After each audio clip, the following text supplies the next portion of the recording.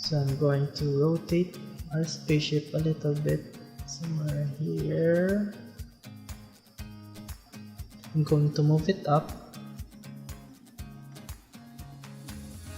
so it's kind of floating, and then by pressing W, I'm going to rotate it on the x-axis, somewhere right there. Okay, so now I'm going to create a matte shadow. I'm going to element 3D layer, scene setup, and then I'm going to create, and I'm going to create a plane. Move it outside the folder by dragging it and moving it into group 2 maybe. Okay, I'm going to press R and scale our plane so it can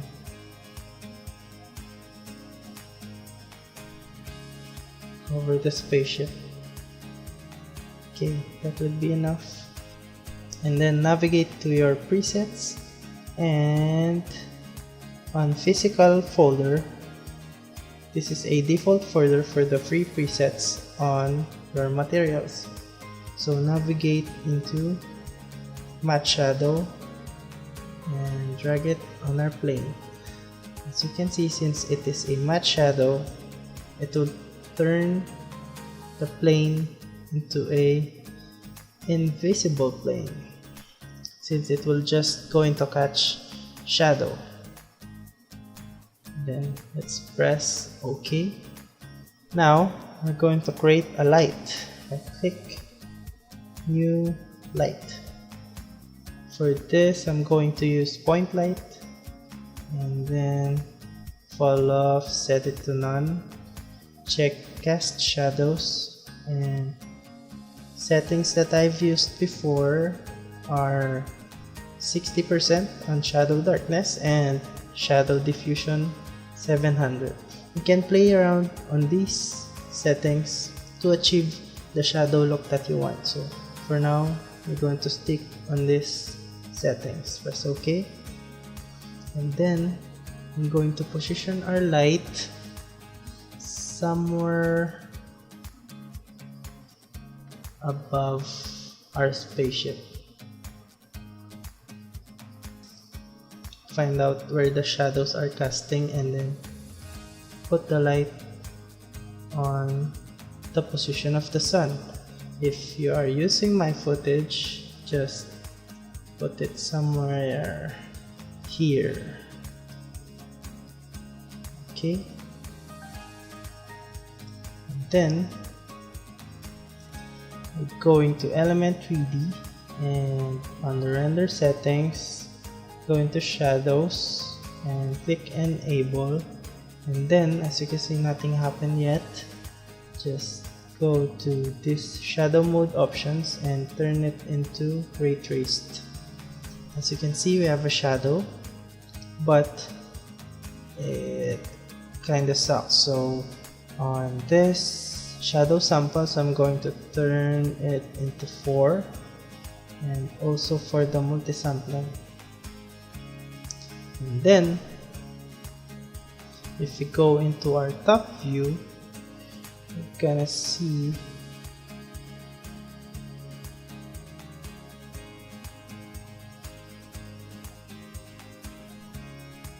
our light is not positioned correctly. So we want our light somewhere around here.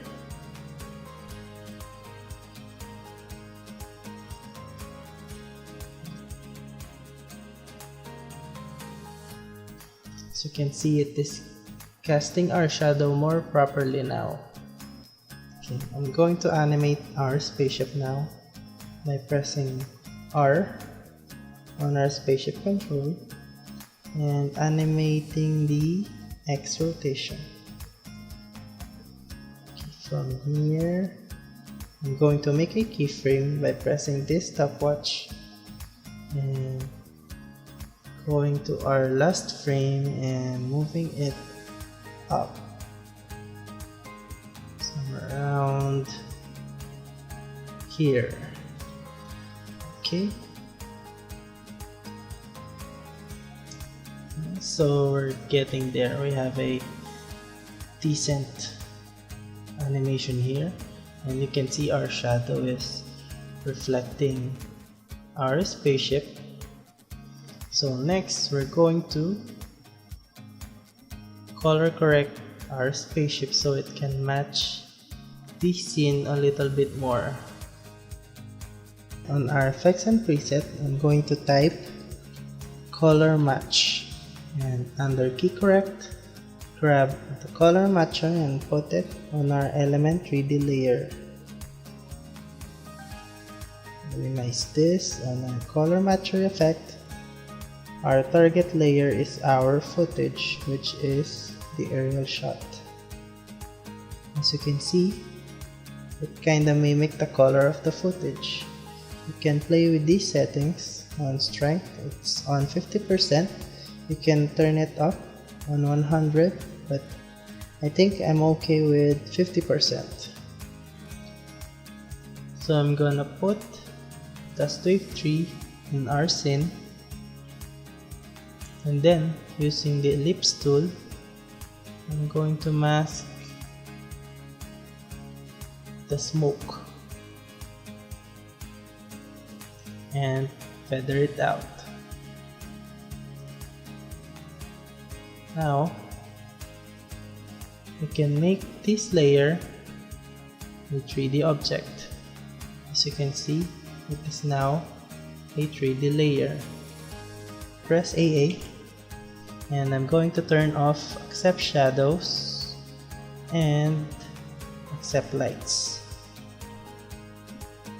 Then I'm going to copy the position of the spaceship control and paste it on the position of our dust element footage. Paste. So they are on the exact same position. I'm going to scale this down a little bit and rotate it on y-axis a little bit. I'm also going to add a color match effect on our dust wave effect, and target layer is our footage, and turn it up to 100%. I'm also going to press T and turn the opacity down to maybe around 45, and let's test our footage.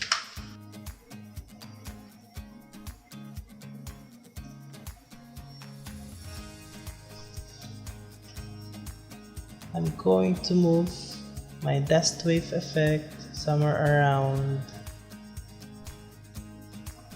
maybe somewhere around here.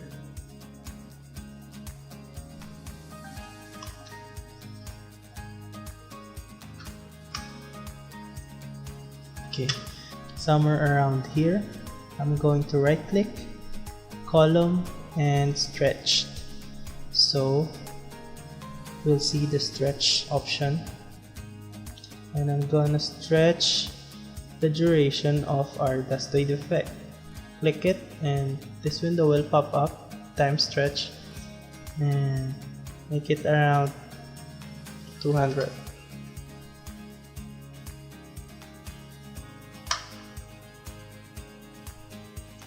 Okay, and then using the same technique, I'm going to add our puffy smoke.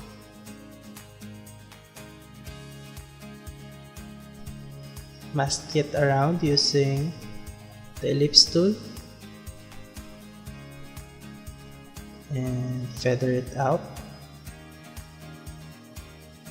and turn the layer as 3D, scale it, press AA, turn off accept shadows, and turn off accept lights. Then, using the W key and hovering on the x-axis, I'm going to rotate the smoke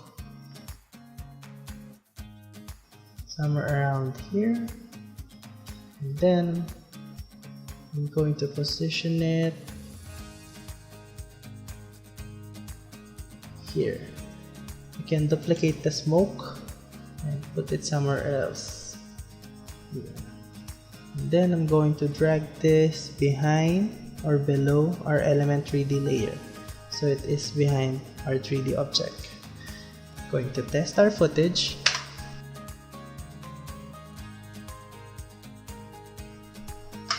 Okay, our mist are kind of visible, so I think I'm going to turn their opacity down into 30.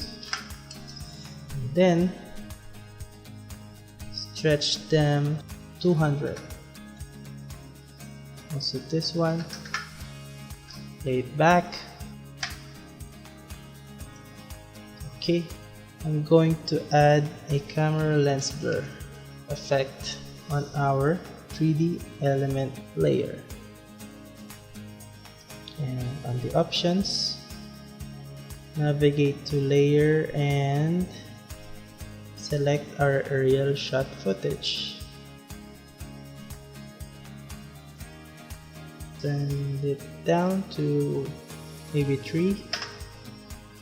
Okay, and then I'm going to add a new adjustment layer and add a grain.